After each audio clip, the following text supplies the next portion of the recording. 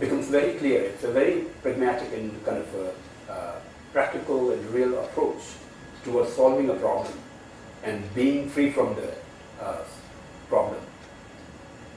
So in that way, if we understand the suffering, the existence of our own existence in the samsara is kind of conditioned by suffering, and it is fully dependent on causing factors and all those things, then we can definitely see a hope and kind of possibility to kind of be free from that, and then to be free from that, the kind of detailed methodology to what to follow up, and then at the end we can be free from that. So based on that teaching, we should cultivate a deep sense of willingness to attain the liberation with a kind of a clear understanding of how the samsaric existence is disturbing and painful and problematic in such things.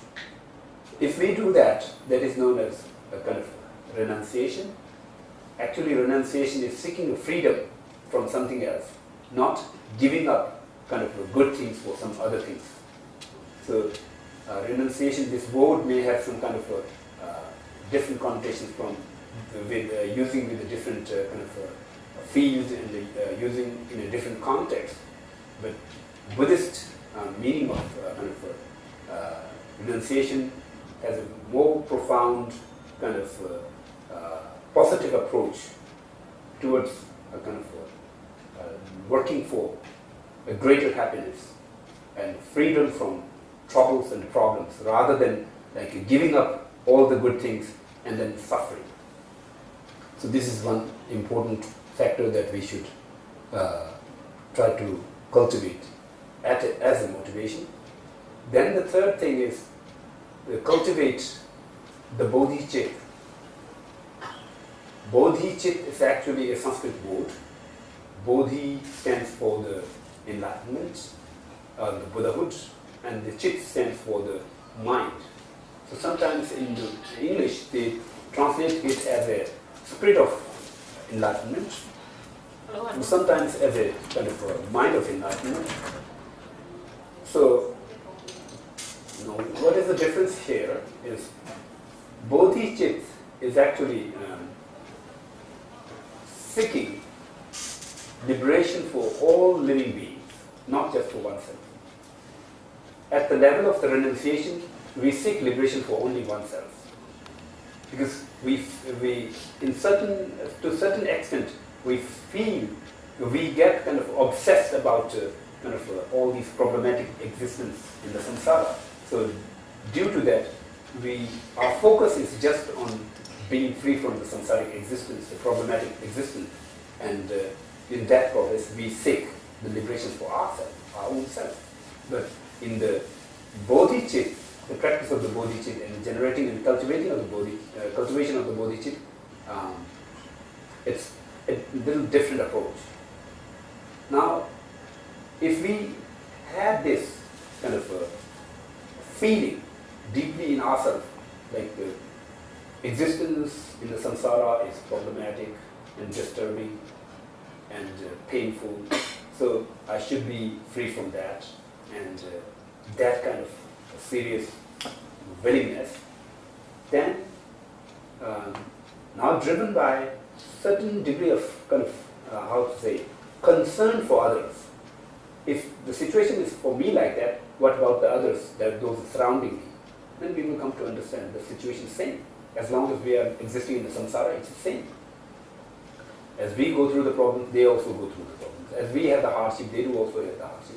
Like it's very identical problem.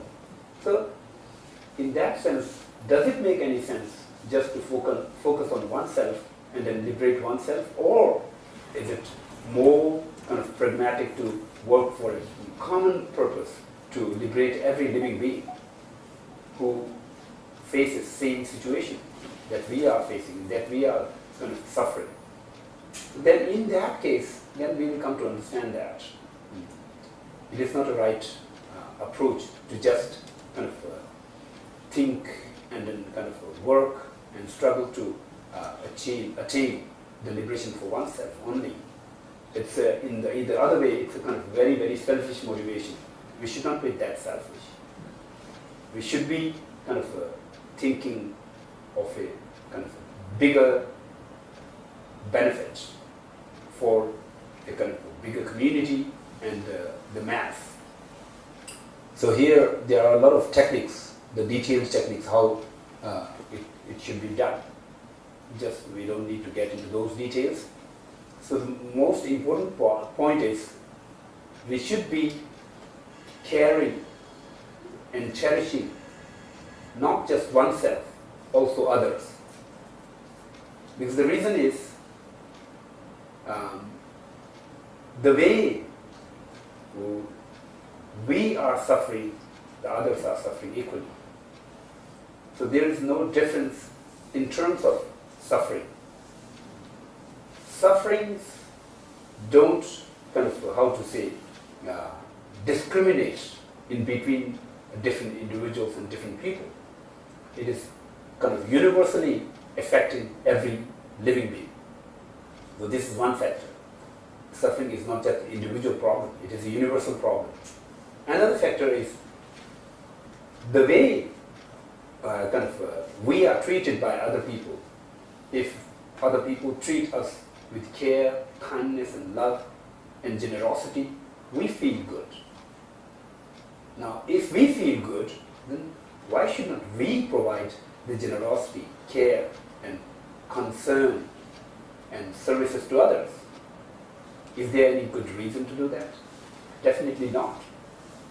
So there are those kind of contemplation that can be done. There are furthermore detailed contemplation. Through that, we can try to cultivate a kind of a more serious and more profound and kind of all-encompassing compassion, which is referred as great compassion. Once we manage to do that, then itself will force us further to cultivate the bodhicitta, a genuine wish to attain the liberation, attain the Buddhahood, just to work for the kind of benefit of all the other living beings. So if our intention is like that, our motivation is like that, then that is the kind of best motivation that we should cultivate or that we should have in our life, especially in order to practice the Dharma, especially in order to practice the values and teachings and then methods, those are taught in the Mahayana tradition. It has its own special kind of values. Those doesn't exist in the other kind of teachings. So it is really important to cultivate this kind of proper motivation in order to practice special instructions and special guidance. Those are related to the Mahayana tradition. Okay? So let's just try to cultivate these values. It doesn't really matter if you have kind of cultivated genuine kind of thought and genuine kind of mind of taking refuge into the triple gem, or genuine sense of a wish to attain the liberation from samsaric existence, a genuine kind of wish to attain the Buddhahood for the benefit of all other beings. It doesn't really matter you have that genuine or not. If you have genuine, that's a great achievement, but it's really difficult to have that. Now, even if you don't have the genuine one, you can try to cultivate a superficial and kind of artificial one as best as possible to your own capability. And doing that in the long course, in the long run, will definitely benefit us a lot. So it's really important to do that. So let's just do the chanting.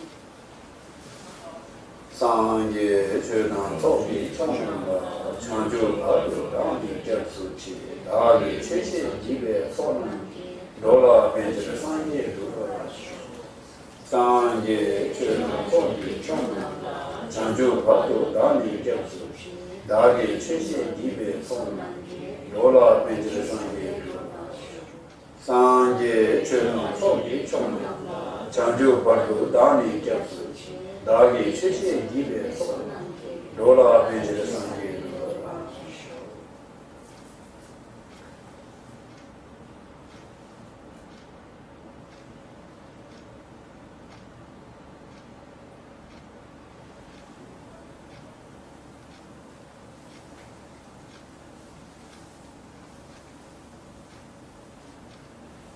Okay.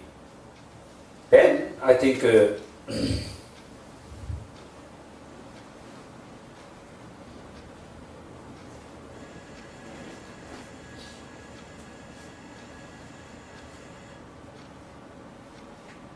great Master Tsongkhapa says that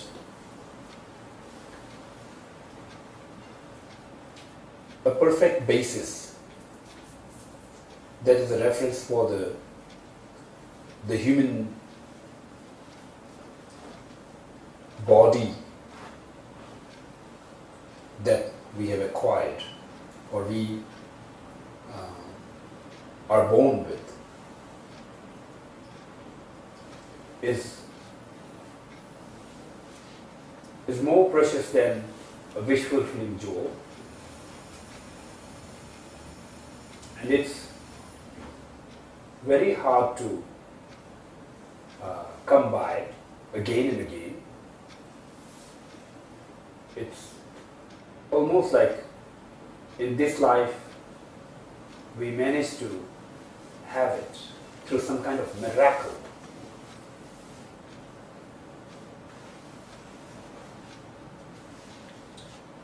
With understanding the great usefulness and great rarity of this human body, what we are born with, we should not waste the human body. That is a reference for we should not waste the life. We should not waste the time that is in our hand, and do as much as possible the good things to make sure that we are kind of using the great facility that we have attained for a right purpose, the correct purpose. So our life should not be just wasted in earning money, earning position, earning shelter, clothing, food. It should not be just wasted in these things, or enjoying some basic facilities. It should not be just wasted for those things.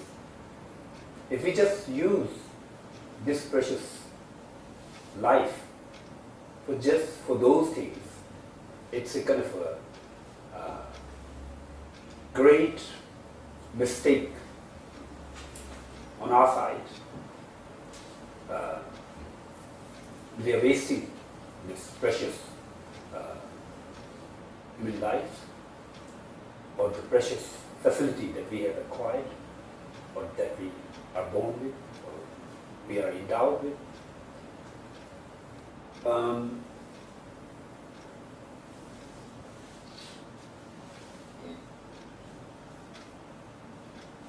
It is really important to make the life more useful and meaningful, to do something to evolve towards, if possible, towards the Buddhahood, if not, at least towards the enlightenment, towards kind of liberation. If we even cannot do that much, at least we should kind of do something to secure a kind of a good and comfortable life in the future. This is really important. So it's very common for all the human beings.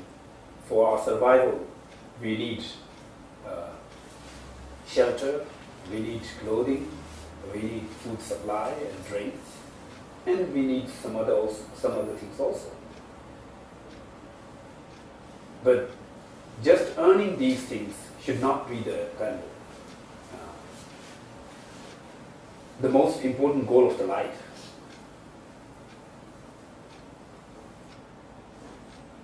The most important goal of the life should be to build up